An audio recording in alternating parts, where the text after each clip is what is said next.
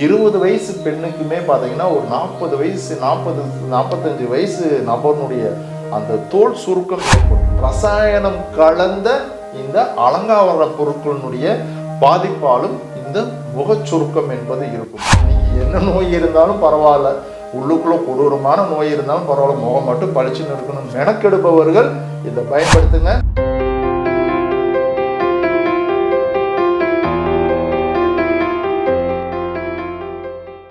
வணக்கம் உணவு மருந்தும் நேயர்களே.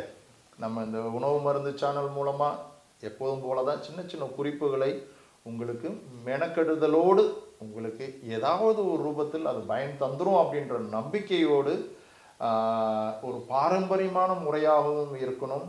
ஏதோ ஒன்று சொல்ல வந்தோம் அப்படின்னு சொல்லி உங்களுக்கு நவீன முறையில் ஏதாவது காமிக்கணும் அப்படின்ற நிலையில் வேறு ஏதாவது குற்றங்களை தரக்கூடிய ஒரு குறிப்புகளை நம்ம எந்த இடத்துலையுமே நம்ம உங்களுக்கு கொடுத்ததில்லை, கொடுத்துடக்கூடாது அப்படின்ற ஒரு மெனக்கெடுதல் என்பது எப்போதுமே இருக்குது அப்படின்றதை சொல்லி இன்னைக்கு என்ன சொல்ல போகிறோம் அப்படின்னா, இந்த இளமை பருவத்தில் இருக்கக்கூடிய ஆண் பெண் இருபாளர்களுக்குமே முக சுருக்கம் அப்படின்றது எப்படி சொல்கிறது, இந்த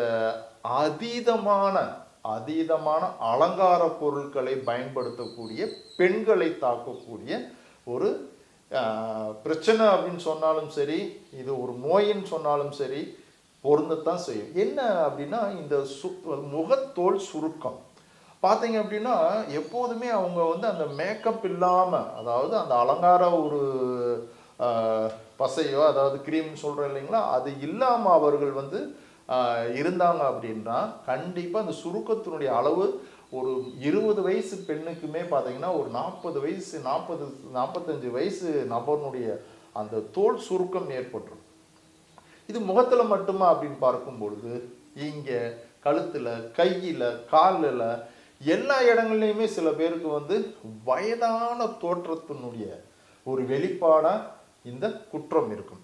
சரிங்க, இது எதனுடைய ஒரு விளைவு அப்படின்னு பார்க்கும் பொழுது இயல்பாகவே சொல்கிறோம், விட்டமின்ஸினுடைய பற்றாக்குறை, பழங்களினுடைய தேவையை குறைத்து கொள்ளுதல். இந்த நபர்கள்ட்ட ஒரு பழக்கம் இருக்கும் பார்த்தீங்க அப்படின்னா, எந்த பழமுமே சாப்பிட மாட்டாங்க, எந்த பழமும் சாப்பிட மாட்டாங்க. அவங்களுக்கு தெரிஞ்ச பழம் அப்படின்னு எடுத்துக்கிட்டிங்கன்னா வாழைப்பழம் மட்டும்தான்.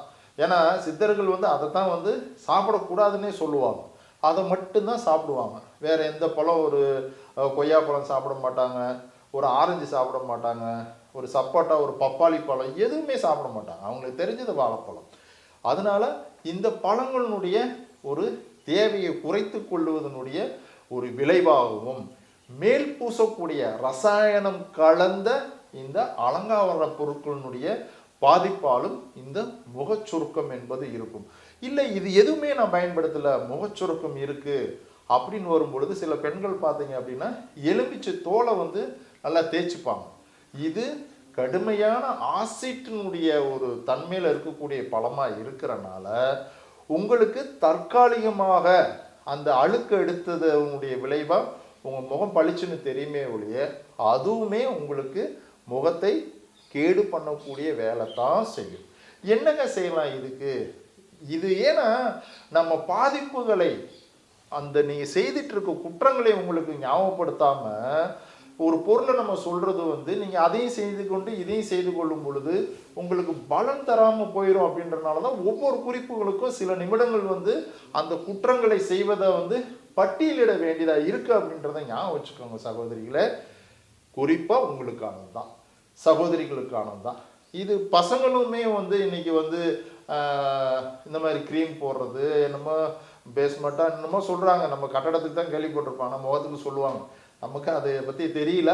ஆனால் இப்போ ஆண்களுமே முக அலங்காரத்தை மெனக்கெடுதலோடு சில வேலைகள்லாம் செய்துட்டு அதுக்கு உண்டான விளைவுகளோடையும் ஒரு சீக்கிரமான ஒரு முகச்சுருக்கம் அப்படின்ற ஒரு வயோதிக தோற்றத்தையே அடைஞ்சிடுறாங்க அப்படின்றத ஞாபகப்படுத்துகிறோம். என்ன செய்யணும்? எளிமையான விஷயந்தாங்க.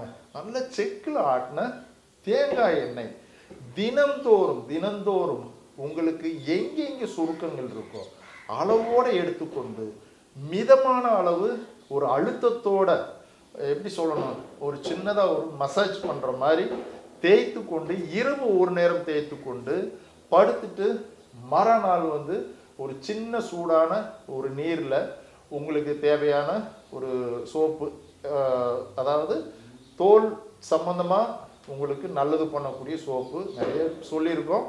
அதில் ஏதோ ஒன்று தேர்ந்தெடுத்து, குப்பை மேனி சோப்போ அந்த மாதிரி ஏதோ ஒன்று தேர்ந்தெடுத்து அதை கழுவிட்டு நல்லா புரிஞ்சுக்கோங்க. நைட்டு செக்கில் ஆட்டின எண்ணெய் நல்லா முகம் கை காலெலாம் தேய்ச்சிக்கிறீங்க.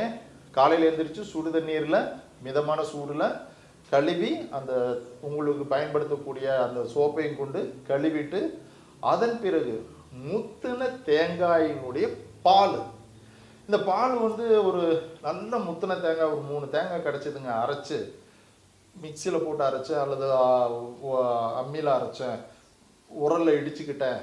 இடித்ததை வந்து நல்லா ஒரு துணியில் போட்டு புழிஞ்சு அந்த பாலை எடுத்து வச்சுக்கோங்க.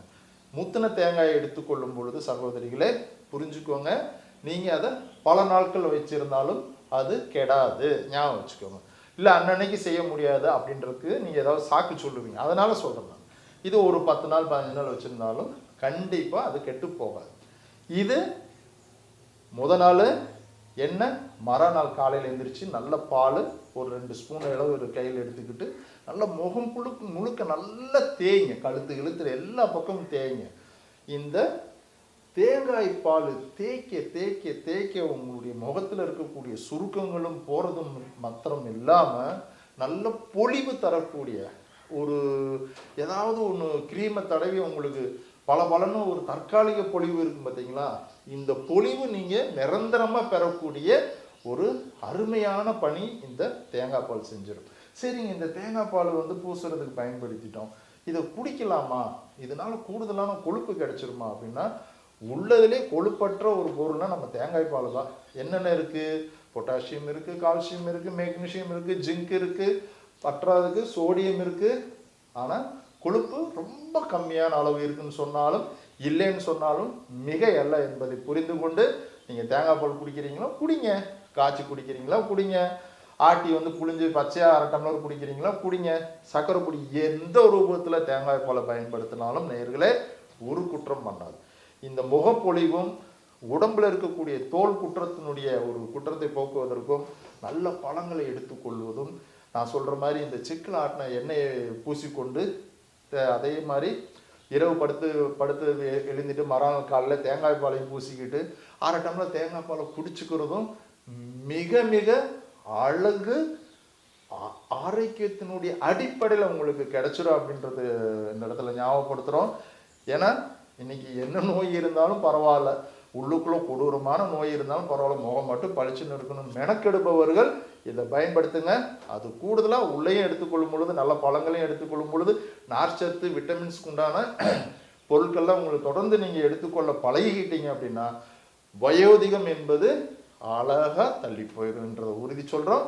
எப்போதும் போல தான் சித்தர்களுடைய ஆசீர்வாதத்தோடும் அடியனுடைய வாழ்த்தும். வணக்கம் நேயர்களே.